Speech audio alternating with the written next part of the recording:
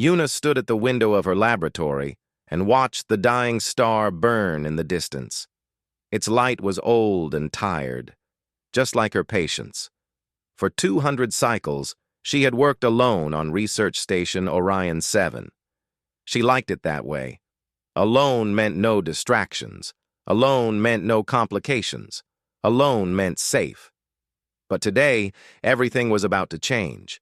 The door behind her slid open with a soft hiss. Yuna did not turn around. She already knew who it was. She could smell him.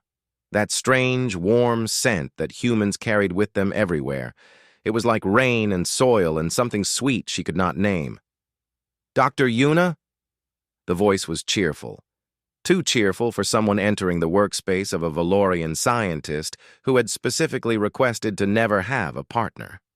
She turned slowly. The human stood in her doorway with a big smile on his face. He was tall for his species, with dark hair that fell across his forehead and eyes that seemed to hold too much light. He carried a bag over one shoulder and a small plant in his other hand.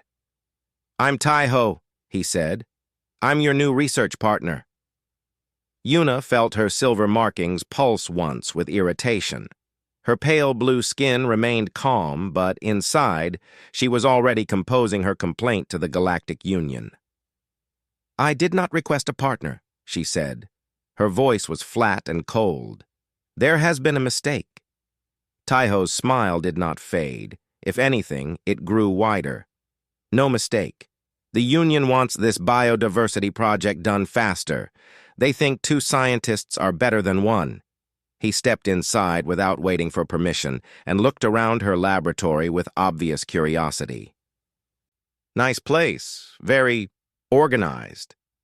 "It is efficient," Yuna said. "Sure." Taiho set the plant on her desk.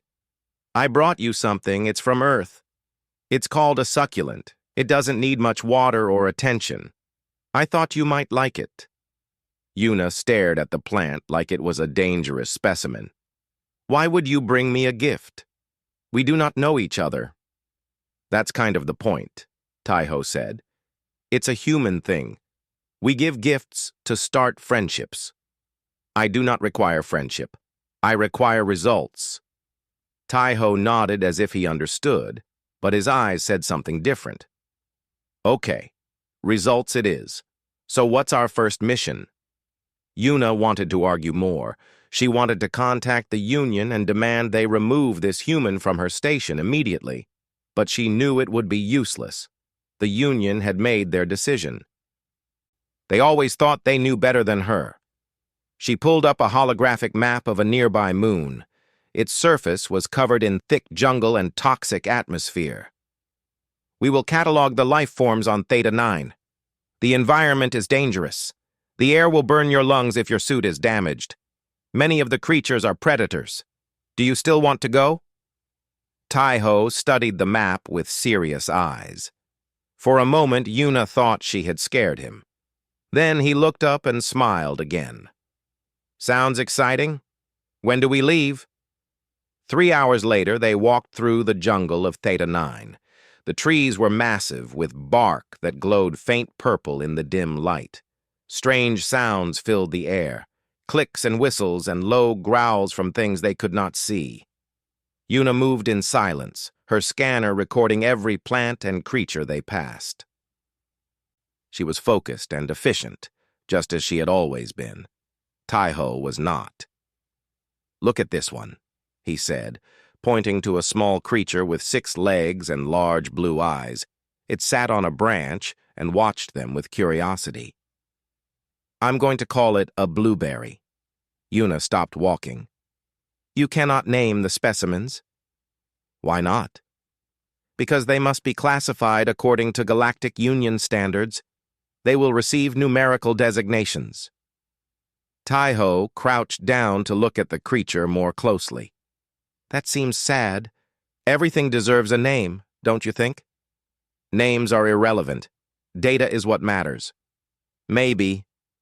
Taiho stood up and continued walking. "But I'm still calling it a blueberry." Yuna felt her markings pulse again. This human was impossible. He talked too much. He asked too many questions. He treated serious work like it was some kind of game. She opened her mouth to tell him to be quiet, but the words never came out. The attack happened fast. A creature burst from the undergrowth, large and dark, with too many teeth and claws that gleamed like metal. It moved toward Yuna with terrible speed, and she froze. She never froze. She was Valorian. Her species had trained for centuries to remain calm in any situation. But in that moment, looking into the eyes of that predator, her body refused to obey her mind. Then Taiho was there. He grabbed her arm and pulled her hard to the side. They fell together into the thick plants as the creature's claws cut through the air where she had been standing. Taiho rolled and came up with his emergency beacon in his hand. He activated it, and a high-pitched sound filled the jungle. The creature screamed in pain and ran away into the darkness. Silence returned. Yuna sat up slowly, her heart's beating fast. She looked at Taiho. He was breathing hard, and there was blood on his arm where the creature's claws had caught him. "You are injured," she said. Taiho looked at his arm like he had just noticed it. "Oh, yeah. It's not deep. I'll be okay." "You saved me." He looked at her with those two bright eyes. "That's what partners do." Yuna did not know what to say. She had not needed anyone in 200 cycles. She had not wanted anyone. But this human, this strange, smiling, impossible human, had just risked his life for her without hesitation. She felt something shift inside her chest. It was small and unfamiliar, like a door opening in a room that had been locked for a very long time. She did not like it. "We should return to the station," she said, standing up quickly. "Your wound needs treatment." Taiho nodded and got to his feet. He did not complain about the pain. He did not blame her for freezing. He just followed her back through the jungle in comfortable silence. When they reached the shuttle, Yuna looked back at him one more time. He was still smiling, even with blood running down his arm. "Hey," he said. "Thanks for not leaving me behind." "I would never leave a colleague behind," Yuna said. "It would be inefficient to lose a partner on the first mission." Taiho laughed. It was a warm sound that filled the small shuttle. "Whatever you say, Dr. Yuna." She turned away and started the engines. But as they flew back toward the station, she could not stop thinking about that moment in the jungle, when he had reached for her without thinking, when he had put himself between her and danger. No one had ever done that for her before. She told herself it meant nothing. He was human. They were emotional and reckless, and made decisions based on feelings instead of logic. But deep inside, in that newly opened room in her chest, something whispered that maybe, just maybe, that was not such a bad thing. Yuna stood outside the medical bay for a long time before she went in. She told herself she was only there to check on her research partner. It was professional. It was logical. There was nothing more to it.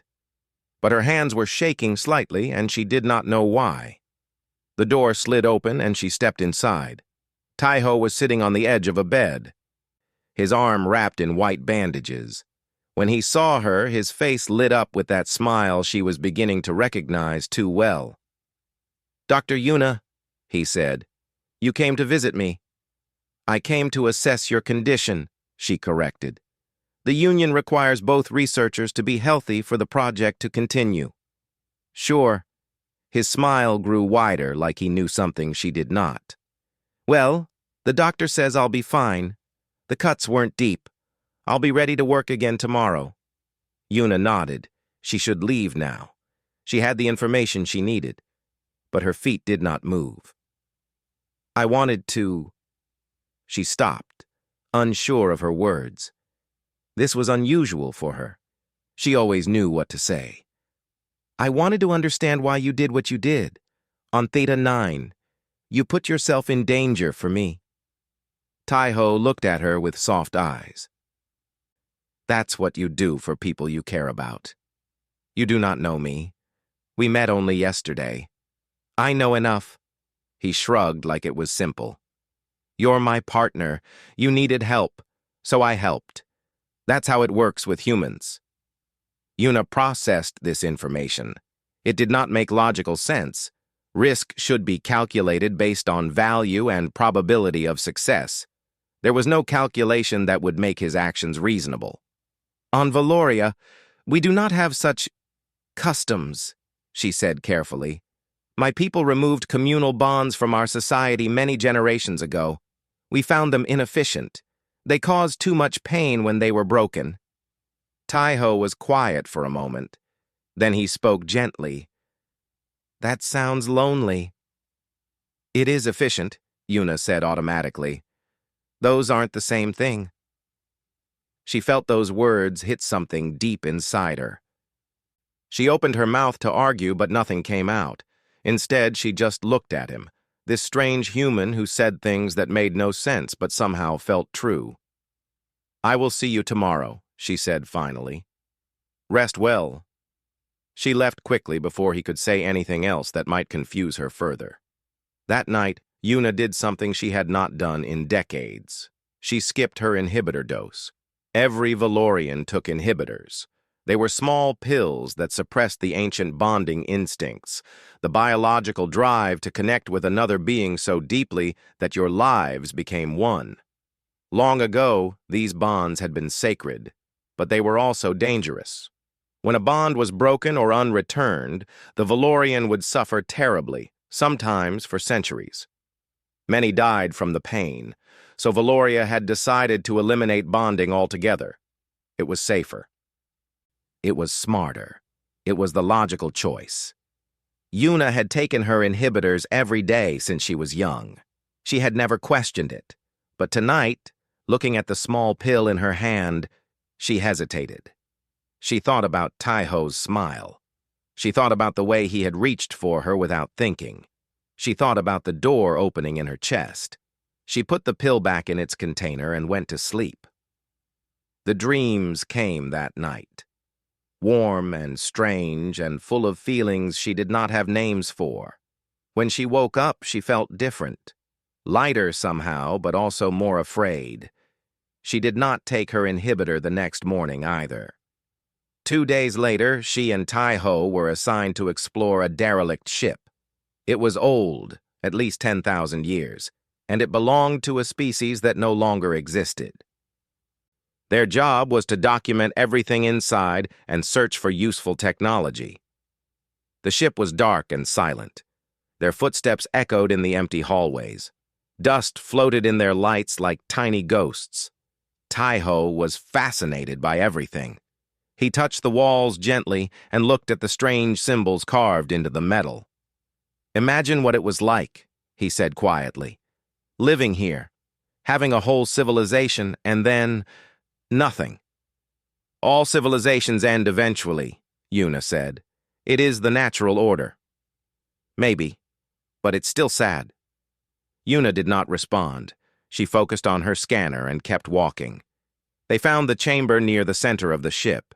It was small and sealed, and when they opened it, the air inside was perfectly preserved. 2 beings were inside. They were alien, different from any species Yuna had seen before. They had 4 arms and skin like polished stone, but that was not what made her stop. They were holding each other. Even after 10,000 years, even in death, they were wrapped in each other's arms. Their faces were peaceful, like they had simply gone to sleep together and never woken up. Taiho stood very still, looking at them. His eyes were wet. They didn't want to be alone, he whispered. When the end came, they chose to be together. Yuna felt something tighten in her chest. It is illogical. They could not save each other. Holding each other provided no survival advantage. That's not why they did it. Taiho looked at her. Sometimes being with someone you love is more important than surviving. Yuna stared at the 2 beings for a long time. She had been taught her whole life that connection was weakness.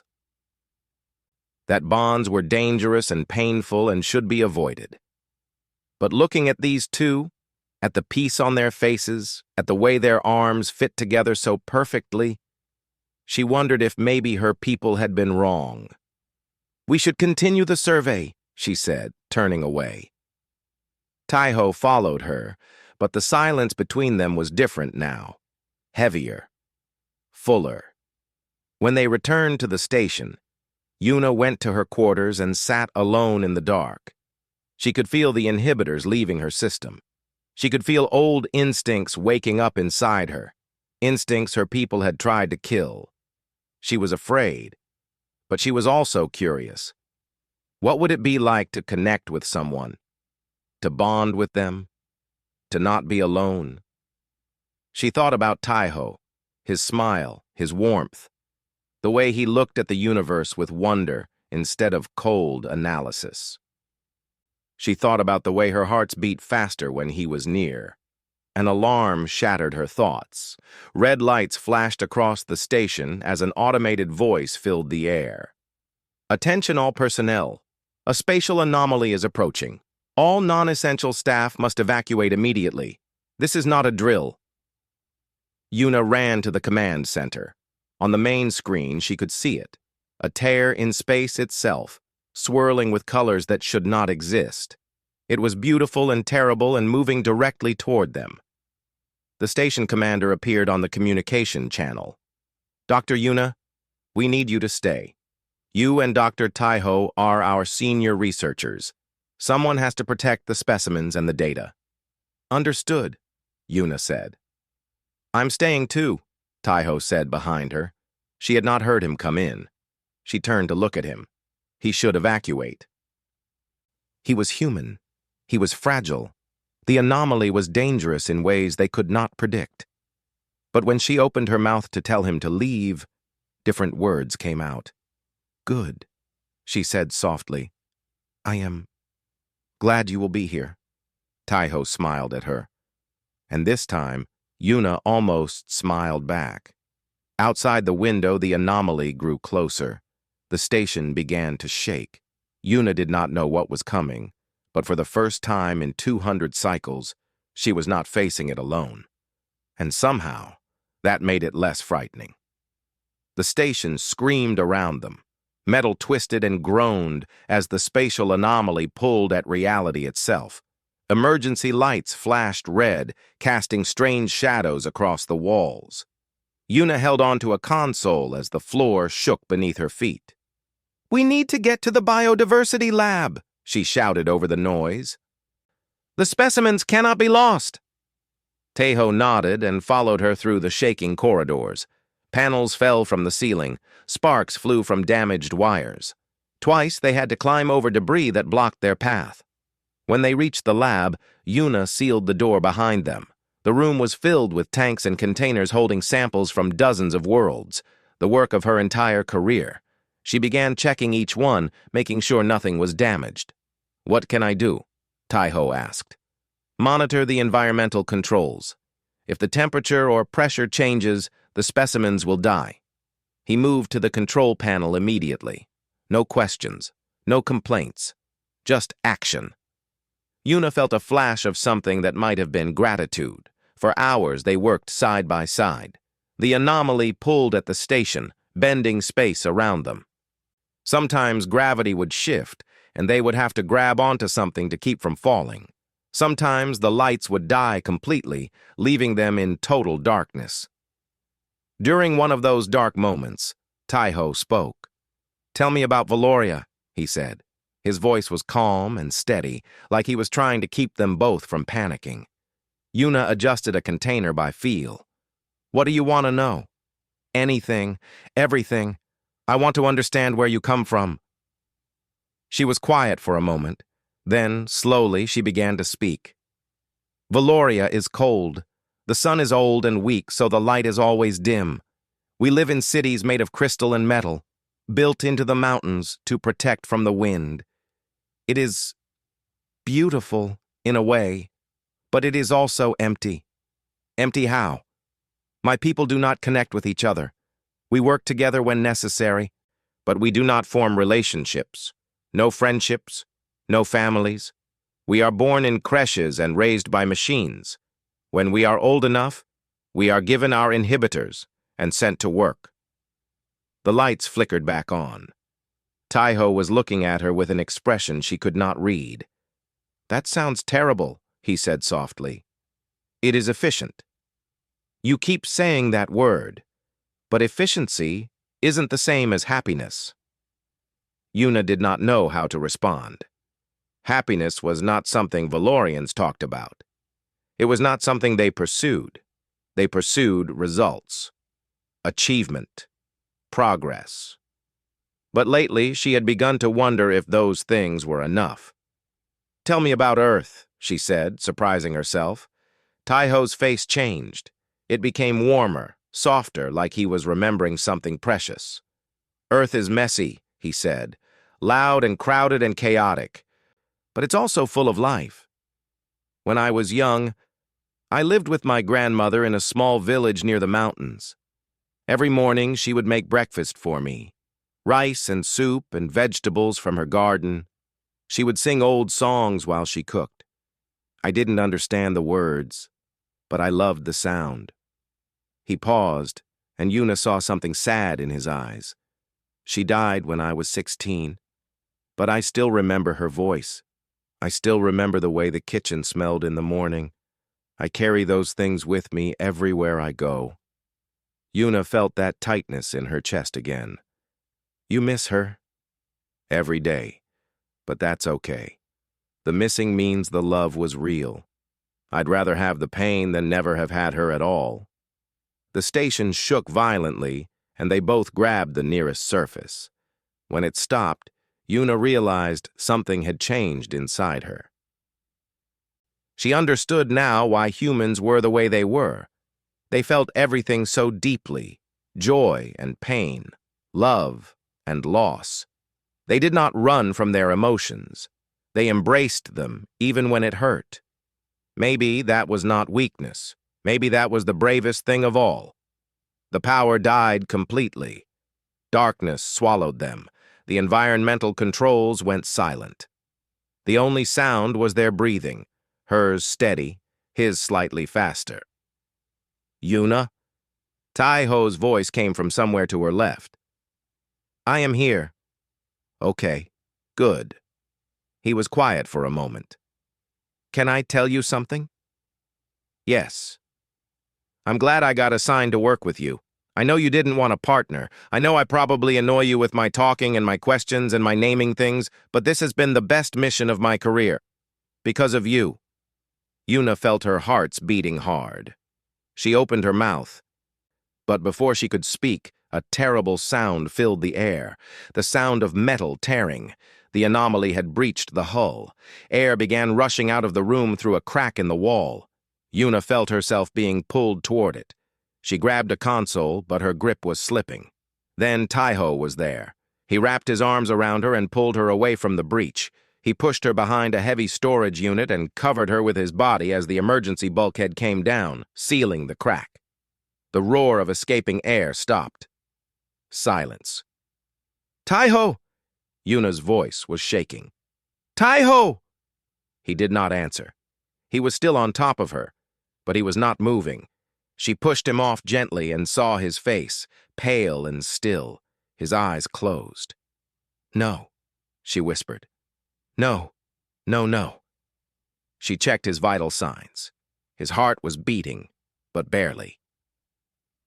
The brief exposure to the vacuum had damaged his lungs.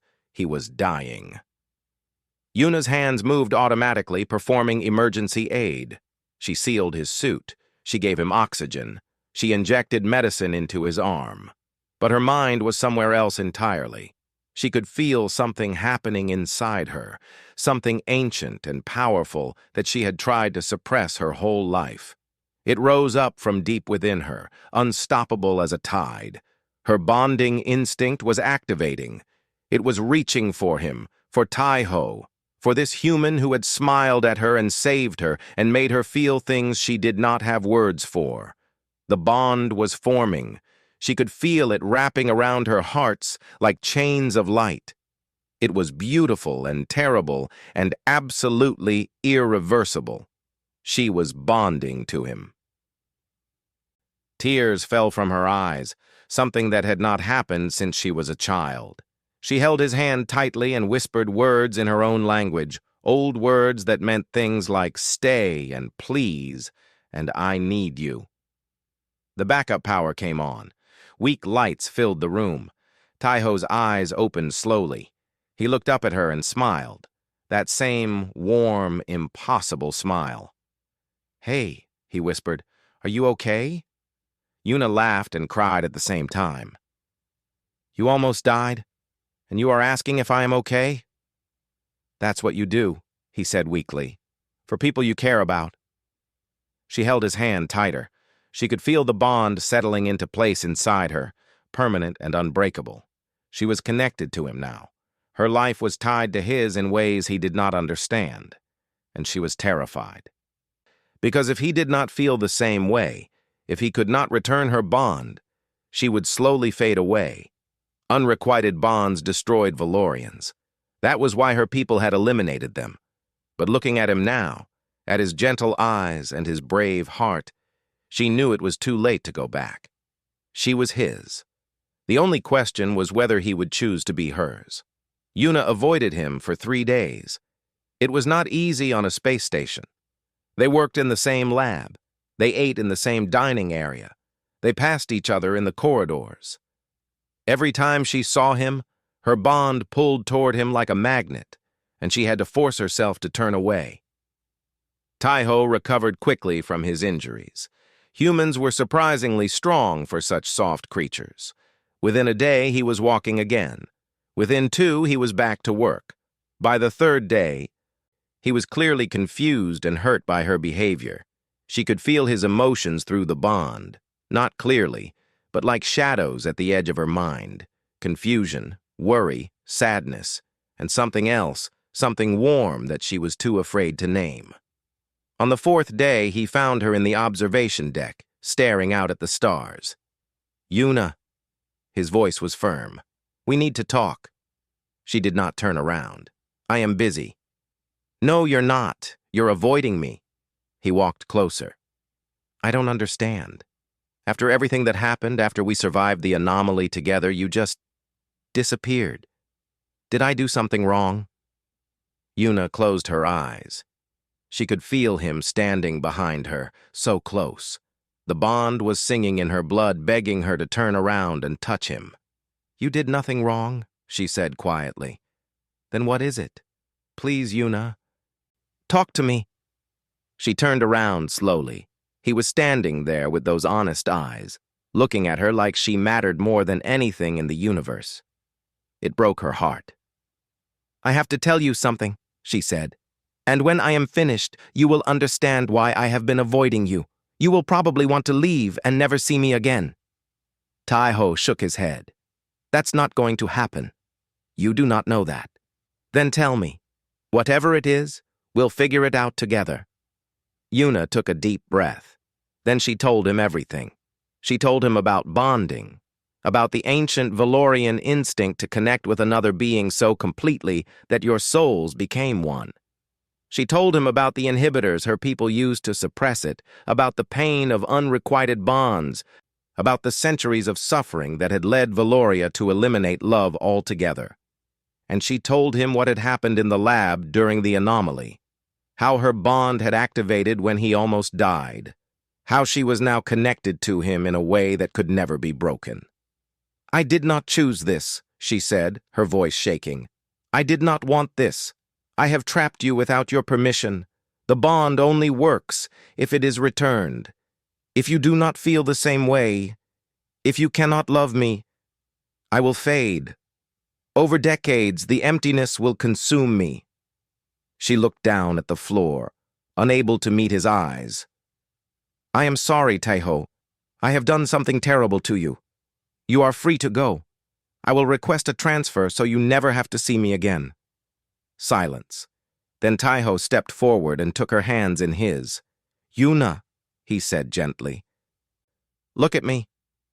She raised her eyes. His face was not angry or scared or disgusted. He was looking at her with so much tenderness that it made her chest ache.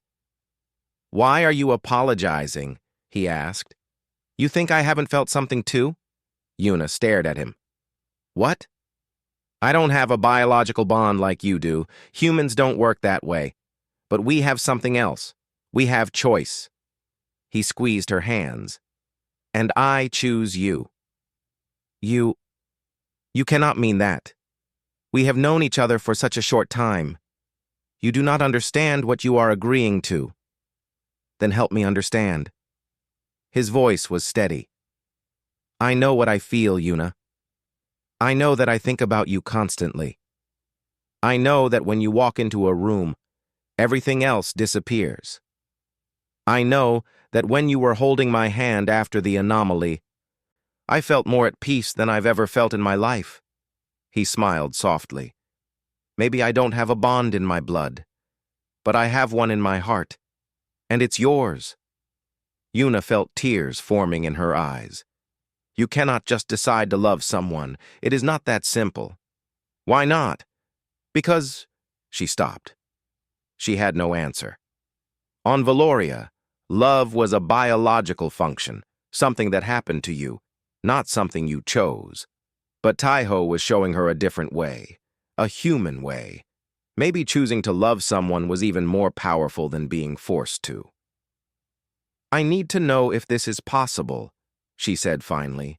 I need to go to Valoria and study the ancient bonding archives. There must be records of cross-species bonds. I need to know if we can survive this. Taiho nodded. Then let's go.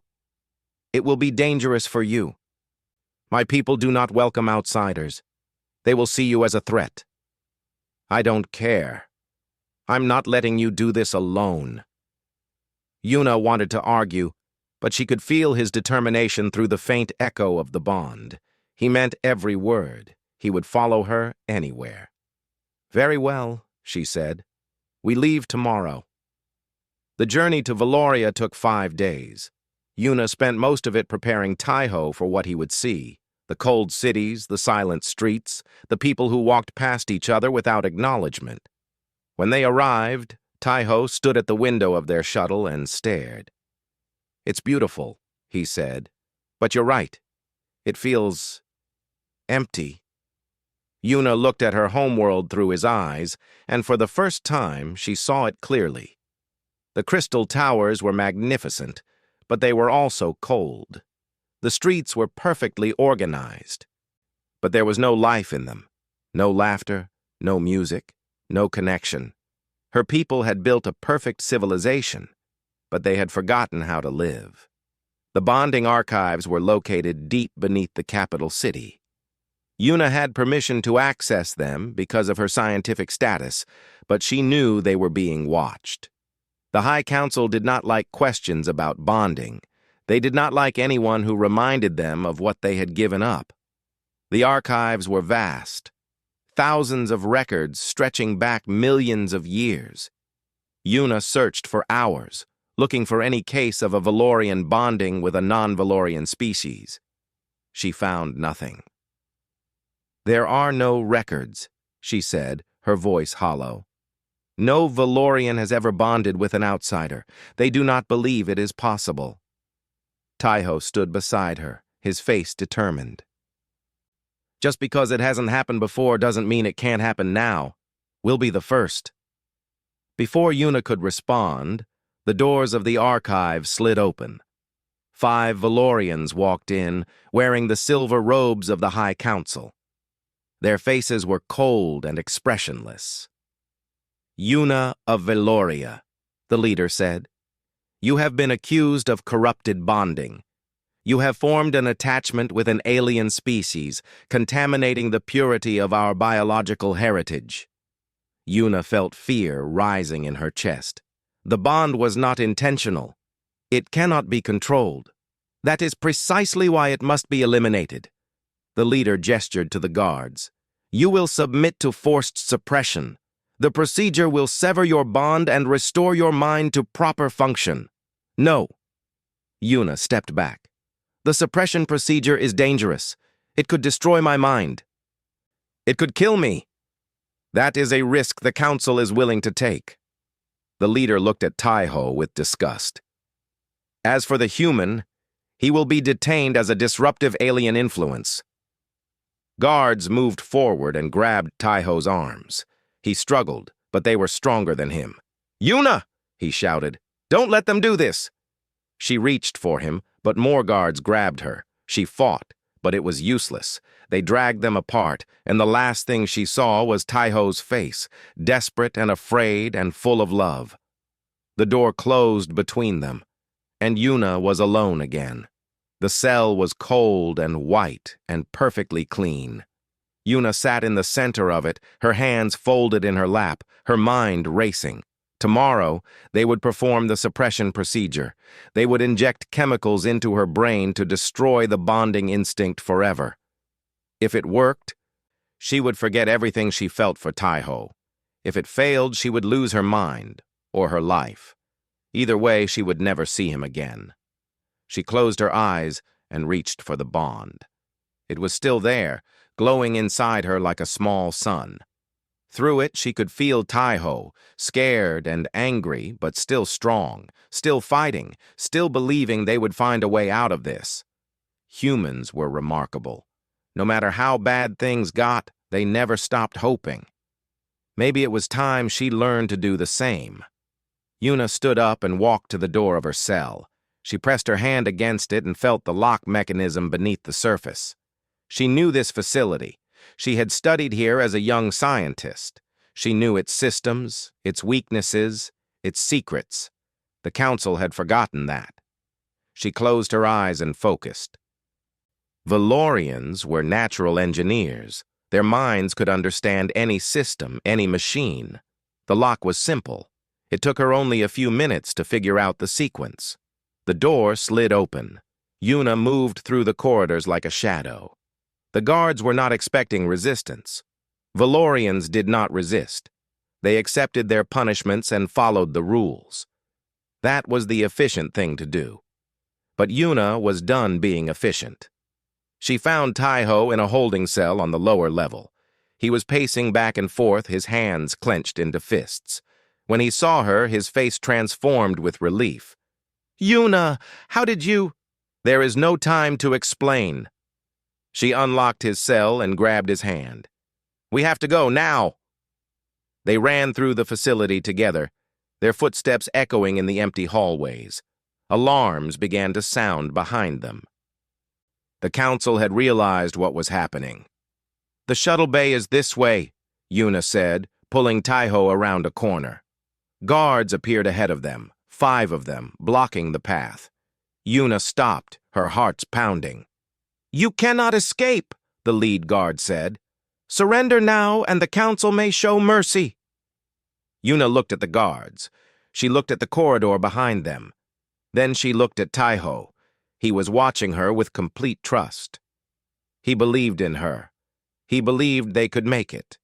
And in that moment, Yuna made her choice. She was not going to live her life by Valoria's rules anymore. She was not going to suppress her feelings or hide from connection or pretend that efficiency was more important than love. She had spent 200 cycles being empty, and she was done. She wanted to feel. She wanted to connect. She wanted to love and be loved in return. She wanted Taiho. "No," she said to the guards. Her voice was steady and strong. "I will not surrender, and I will not let you take him from me." She moved before the guards could react. Her body remembered training from long ago, defensive techniques that all Valorians learned but rarely used. She was fast and precise. Within seconds, all 5 guards were on the ground. Taiho stared at her with wide eyes. That was amazing. "Thank me later." She grabbed his hand again. "Run!" They burst into the shuttle bay. Yuna found a small transport and began the launch sequence. Behind them, more guards were coming. They had maybe 30 seconds. "Yuna?" Taiho grabbed her arm. "Before we go, I need to tell you something. It will have to wait." "No, it can't." He turned her to face him. His eyes were serious and full of emotion. "I love you. Not because of the bond. not because of biology or instinct or anything I can't control. I love you because you're brilliant and brave, and you pretend to be cold, but your heart is so warm. I love the way you look at stars like they're puzzles to solve. I love the way you say my name. I love everything about you, Yuna, and I need you to know that before whatever happens next. Yuna felt her bond singing. She felt her hearts overflowing. She felt tears on her cheeks and did not try to stop them. I love you too, she whispered. I did not know what love was until I met you. I did not know that connection could be a strength instead of a weakness.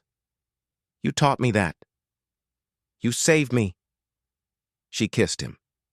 It was quick and desperate and perfect. His lips were warm against hers. And for one beautiful moment, everything else disappeared. The guards, the alarms, the danger.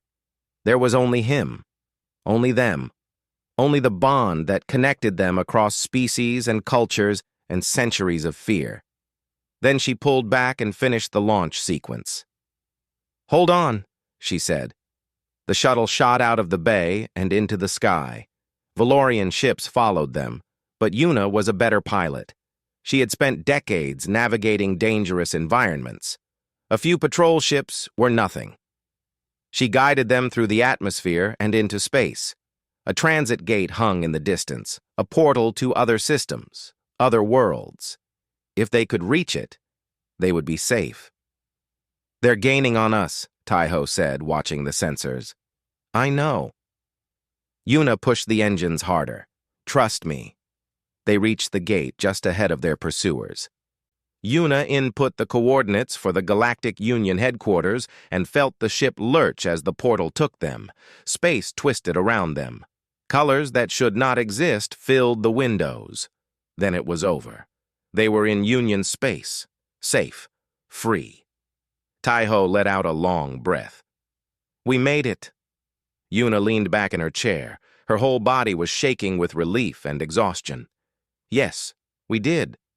He reached over and took her hand. She squeezed it tightly and did not let go. 3 months later, they were back on Orion 7. The Galactic Union had granted them asylum. They were fascinated by the cross-species bond. It was unprecedented, a scientific breakthrough. They wanted to study it, to understand how it worked, to see if it could teach them something about connection and compatibility between species. Yuna did not mind being studied.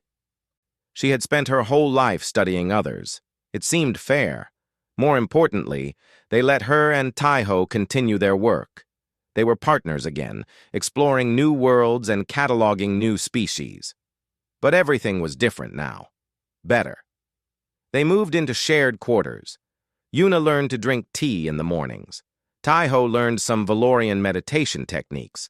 They argued sometimes, about work, about where to eat, about whether it was acceptable to name specimens. Taiho won that one. But they always made up. That was what partnership meant. That was what love meant. Not perfection, but effort. Not control, but choice. One evening, Yuna received a message from Valoria. She almost deleted it without reading. But curiosity made her open it. It was from a young Valorian named Hana. She said she had heard Yuna's story. She said she had stopped taking her inhibitors. She said there were others. A small group of young Valorians who wanted to feel again, who wanted to experience connection and love, who believed that their society had made a mistake all those centuries ago. They wanted to know if there was another way to live. Yuna read the message 3 times. Then she wrote back. There is, she said. It is not easy. It is not efficient. It will hurt sometimes, but it is worth it. Connection is worth it. Come find me if you want to learn more. She sent the message and closed her screen. Taiho found her on the observation deck that night. She was watching a nebula form in the distance, swirls of color and light creating something new, something beautiful. What are you thinking about? He asked. Change, she said. How it happens slowly, then all at once. He stood beside her and took her hand. She leaned into him, feeling his warmth, feeling their bond humming between them like a song. "I spent 200 cycles believing that efficiency was strength," she said quietly. "I thought connection was weakness. I thought being alone was the safest way to live. And now?" She looked at him, this human who had reached her heart when she thought it was unreachable. "Now I understand the truth," she said. "Connection is what makes any of it worthwhile." Tai-Ho smiled. He kissed her forehead softly. Outside, the nebula continued to form, stars being born from dust and light, new beginnings emerging from old endings. Yuna watched it and felt peace. She was not alone anymore. She would never be alone again. And that was the greatest discovery of her entire life.